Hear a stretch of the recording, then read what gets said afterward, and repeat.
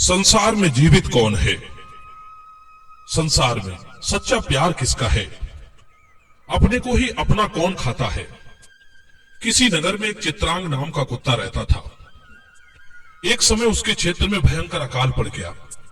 अन्न जल के अभाव में मनुष्यों के साथ साथ पशु पक्षी, समस्त जीव जंतु भूख प्यास से व्याकुल होकर मरने लगे। चित्रांग नाम का कुत्ता भी उस अकाल की मार को झेल नहीं पाया। भूख प्यास से व्याकुल होकर वो भी किसी दूसरे प्रदेश में चला गया। वहां पहुंचकर उसे एक ऐसा घर मिला जिसका मालिक बड़ा अमीर था, परंतु उसकी स्त्री बहुत ही लापरवाह थी। कुत्ता वहां रहकर अपनी मनपसंद की सुंदर सुंदर चीजें खाता रहता था। खाने के लिए तो उसे बहुत कुछ मिल रहा था, पर एक समस्या थी।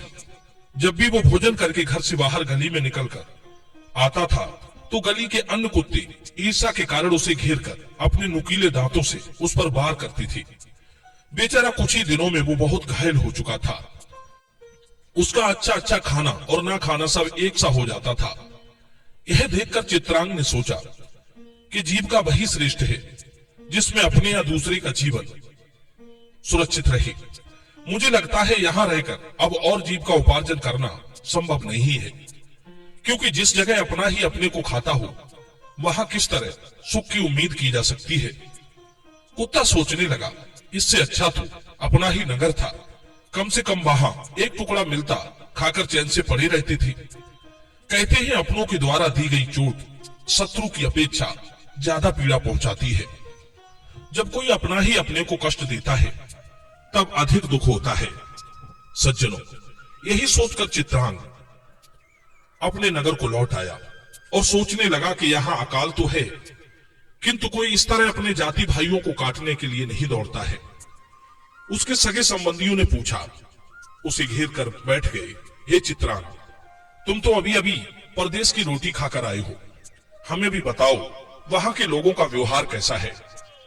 वो भोजन में क्या क्या लेते हैं? तुम्हारे साथ कैसा व्यवहार किया था? अपनी जाति बिरादरी वालों ने तुम्हारा ख्याल रखा या नहीं?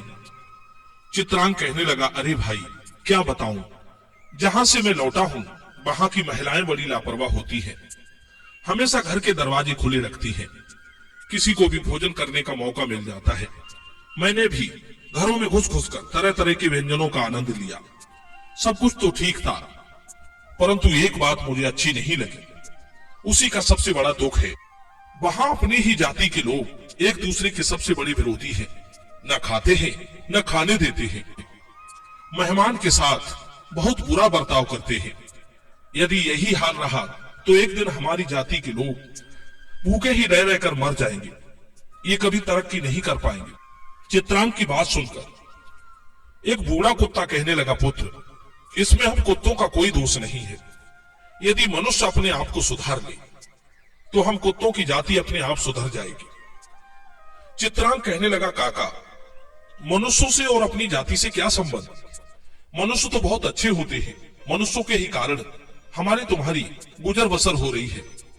सारा संसार, समस्त जीव जंतु मनुष्यों पर ही तो निर्भर है। बूढ़ा कुत्ता कहने लगा, पुत्र, हम सब मनुष्य योनि से ही तो कुत्ते योनि में आए हैं। जो लोग मनुष्य होकर मनुष्यों का कोई भी कर्म नहीं करते, धर्म अनुसार नियम कर्म का पालन नहीं करते, ईश्वर ऐसे लोगों को दंड के रूप में पशुओं और कीट पतंगों की योनियों में भेज देते हैं। जो लोग मानव कुल में उत्पन्न होकर पशुओं जैसा जीवन जीते हैं, लोभ और स्वार्थ में डूबे रहते हैं, ईर्ष्यावश दूसरों की खुशियों से जलते रहते हैं, बात बात पर झगड़ते रहते हैं, अच्छे खासे परिवारों में फूट डालते हैं, किसी असहाय की सहायता भी नहीं करते, अपने ही समाज से बैर बांधते हैं, देश में रहकर देश के साथ गद्दारी करते हैं, इंसान को इंसान से बांटकर उनमें भेद पैदा करते हैं, प्रेम का बर्ताव ना करना, अतिथि की सेवा ना करना, दूसरे के अधिकार को मारना, किसी चीज को बांटकर ना खाना, छीना झपटी करना, न चैन से खाना न दूसरों को खाने देना। ऐसे लक्षणों वाले लोग अपने पाप कर्म के अनुसार कुत्ते बिल्ली की योनियों में ही जन्म पाते हैं और पूर्व कर्म के अनुसार ही विधाता उनकी प्रवृत्ति ईर्ष्यालु बना देता है। इसलिए हम लोग एक दूसरे से ईर्ष्या करते हैं, एक दूसरे को सुखी नहीं देख सकते। इसलिए हम अपने मेहमान को अतिथि सत्कार के रूप में गालियां परोसते हैं, उसे घेर कर नोच लेते हैं, क्योंकि उसने भी अपने पूर्व जन्म में जैसा बर्ताव दूसरों के साथ किया था वैसा ही उसे कुत्ते की योनि में भोगना पड़ रहा है। चित्रांग कहने लगा, काका, पर बहुत से कुत्ते तो सीधे स्वभाव के होते हैं, वे न किसी से लड़ते हैं, न झगड़ते हैं, न काटते हैं, उसका क्या? बूढ़ा कुत्ता कहने लगा, पुत्र, ऐसे कुत्ते वो होते हैं जो अपने पूर्व जन्म में भूलवश अपराध होने के कारण कुत्ते की योनि में आए हैं। वे मनुष्य तो ठीक थे, पर उनसे अनजाने में ऐसा जघन्य अपराध बन गया, जिन्होंने धर्म कर्म तो किया था, पर दूसरों की दृष्टि में सम्मान पाने के लिए और अपना स्वार्थ सिद्ध करने के लिए मुंह से मीठा बोलकर दूसरों की नजरों में अच्छे बने रहे और पीछे पीछे उनका खून चूसते रहे। ऐसे लोगों को निम्न योनियों में ही जन्म लेना पड़ता है।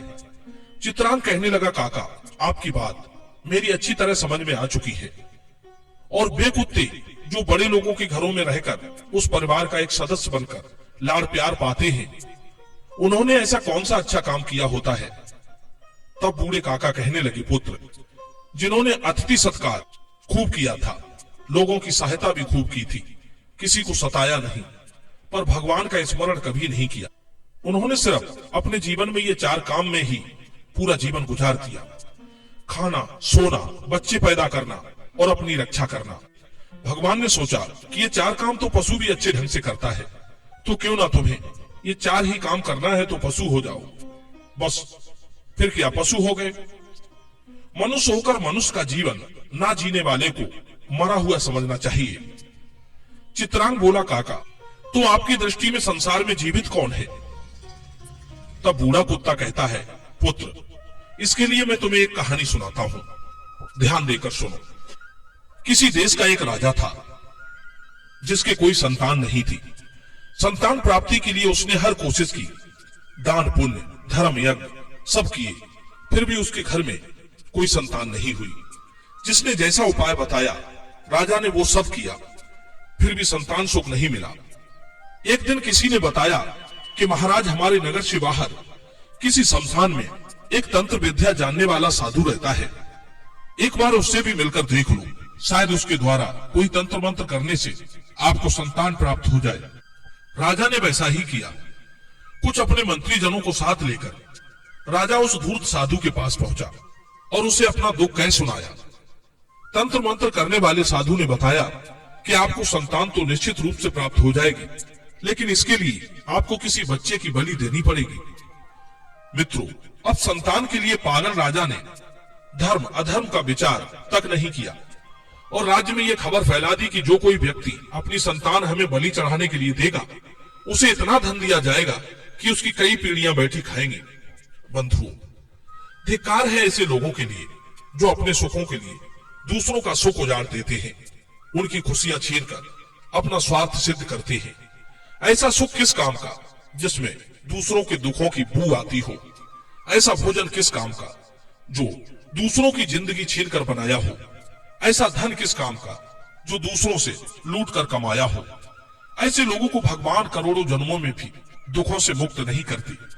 पुराणों में कहा गया है, अहिंसा परम धर्म है। जो हिंसा में प्रवृत्त होता है उसका सारा धर्म व्यर्थ हो जाता है। विद्वानों ने जीव हिंसा 6 प्रकार की बताई है। पहला हिंसक वो होता है जो हिंसा का अनुमोदन करता है। दूसरा हिंसक वो होता है जो जीव को मारता है। तीसरा हिंसक वो है जो जीव को फंसाता है। चौथा हिंसक वो है जो मारे हुए जीव का मांस खाता है। और पांचवा हिंसक वो है जो मांस को पकाकर तैयार करता है। और छठा हिंसक वो है जो उसका बंटवारा करता है। कहते हैं जिस धर्म में हिंसा को जायज ठहराया जाता है वो धर्म भी अधर्म ही है।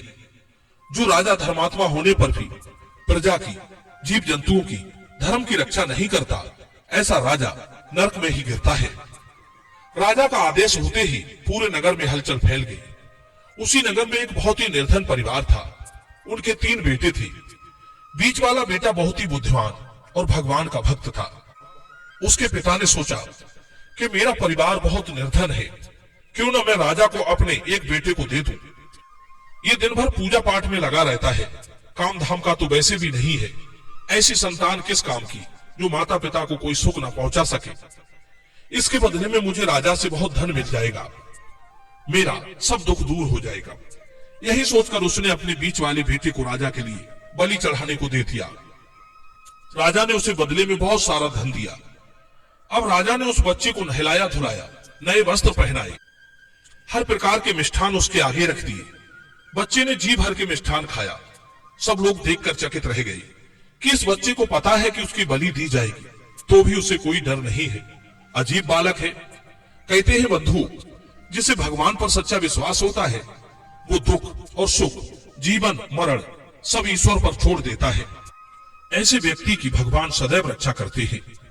राजा ने उस बालक से कहा कि देखो, तुम्हारी अभी बलि दी जाएगी, इसलिए मरने से पहले अपनी अंतिम इच्छा बता दो कि तुम क्या चाहते हो। राजा के पूछने पर बालक ने कहा, महाराज, मुझे आप 4 मिट्टी के गुड्डे ला दो। राजा ने तुरंत उसकी इच्छा पूरी की, उसे 4 मिट्टी के गुड्डे लाकर दे दिए। सब लोग सोच रहे थे कि ये बालक जरूर इन गुड्डों से खेलने वाला है, पर मिट्टी के ही गुड्डों से क्यों? अब सब लोग उस बालक की तरफ देख रहे थे। बालक ने 4 गुड्डों को सामने रख लिया। अब उसने पहला गुड्डा उठाया, उसे पुचकारा और देखता रहा और देखते ही देखते उसने उसे पास में एक पानी के गड्ढे में फेंक दिया। फिर दूसरा गुड्डा उठाया, उसे भी उसी तरह पानी में फेंक दिया। तीसरे को भी उसने पानी में फेंक दिया। चौथे गुड्डे को उसने हाथ जोड़कर प्रणाम किया। उसे पानी में नहीं फेंका, बल्कि उसे अपने ही सामने रख लिया। उसके बाद उसने राजा से बलि देने के लिए कहा। बालक के ऐसे कर्तव्य को देखकर राजा ने उससे पूछा, हे बालक, अभी आपने 3 गुड्डों को एक एक करके पानी में फेंक दिया, चौथे गुड्डे को तुमने प्रणाम किया, इसका क्या अर्थ है?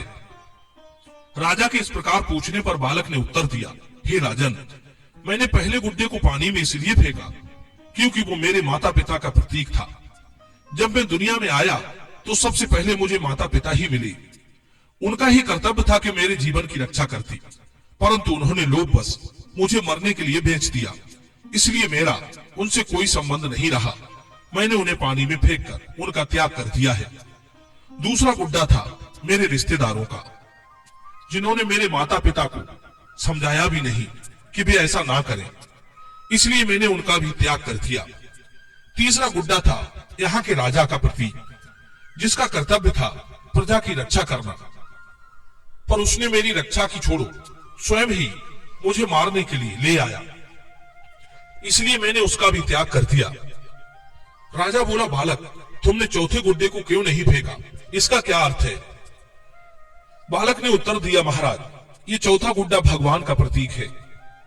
अभी तक मुझे भगवान ने नहीं त्यागा है, अब आगे क्या होगा ये मेरा भगवान ही तय करेगा। मुझे उन पर विश्वास है। बंधु, बालक की बात सुनकर राजा सन्न रह गया। उसे उसकी अंतरात्मा धिक्कारने लगी कि ये तू क्या करने जा रहा है? अपनी खुशी के लिए दूसरे का जीवन मेट रहा है। क्या पता बलि देने के बाद भी संतान नहीं हुई तो मैं ईश्वर को क्या जवाब दूंगा? अब तो राजा विचारों में खो गया। उसने निर्णय लिया कि जिस बालक की वो बलि देने वाला था वही बालक उसका उत्तराधिकारी होगा। ऐसा बालक जो बुद्धिमान भी है और भक्त भी है। ऐसे ही सोच वाला व्यक्ति प्रजा के हित की बात सोच सकता है। राजा ने पूरे नगर में ढिढोरा पिटवा दिया कि यही बालक उनका भावी उत्तराधिकारी होगा। बंधुओं, जिसके जीने से बहुत से जीते हैं वही इस संसार में जीवित कहलाता है। अपना पेट तो पशु पक्षी भी भर लेते हैं। जो अपने गुणों से, जैसे विज्ञान, शौर्य, वैभव तथा आर्य गुणों के साथ प्रसिद्ध एक क्षण मात्र भी जीवित रहता है तो ज्ञानी लोग उसे ही जीवित मानते हैं। वैसे तो बलि खाकर कौवा भी बहुत दिनों तक जीवित रहता है। सच्चे अर्थ में जन्मा व्यक्ति उसी को कहते हैं जो अपने वंश में अधिक चमक पैदा करता है। नहीं तो इस संसार में हजारों पैदा होते हैं और हजारों मरते हैं। ऐसे मरने या पैदा होने से क्या फायदा? इससे अच्छी तो नदी के पास उगने वाली घास होती है जो डूबने वाले की हाथ का सहारा बन जाती है। ऐसे लोग संसार में कम होते हैं जो लोगों का दुख दूर करते हैं। दोस्तों, मैं उम्मीद करता हूं कि ये कहानी आपको जरूर अच्छी लगी होगी। तो चलिए वीडियो को लाइक कीजिए और कमेंट में अपनी प्रतिक्रिया दीजिए। मिलते हैं अगली वीडियो में। आप सभी का बहुत बहुत धन्यवाद। जय श्री कृष्ण।